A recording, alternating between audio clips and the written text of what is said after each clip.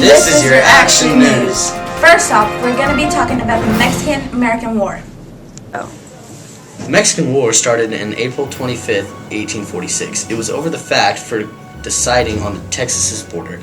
The U.S. claiming California from Mexico and the beliefs that the U.S. should move west.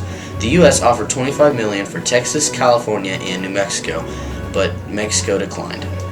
President James K. Polk then ordered General Zachary Taylor to station troops on the northern bank of Rio Grande. Mexico saw this as an act of war and moved an army into the southern bank. 6 weeks later, Kearny's army entered New Mexico, using persuasion instead of force. He convinced the Mexican troops that he meant to withdraw. This allowed him to take New Mexico without firing a shot.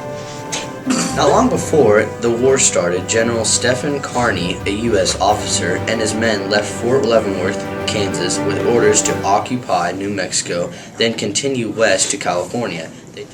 Then he took a small force of his soldiers and marched towards California. In California, Americans led by the explorer John C. Fremont rebelled against Mexican rule in the Bear Flag Revolt. They arrested the Mexican commander of Northern California and raised a crude flag showing a grizzly bear stretched in blackberry juice. The rebels declared California independent of Mexico's U.S. troops reached California and joined forces with the rebels. Americans controlled all of California. The defeat of Mexico proved for more difficult.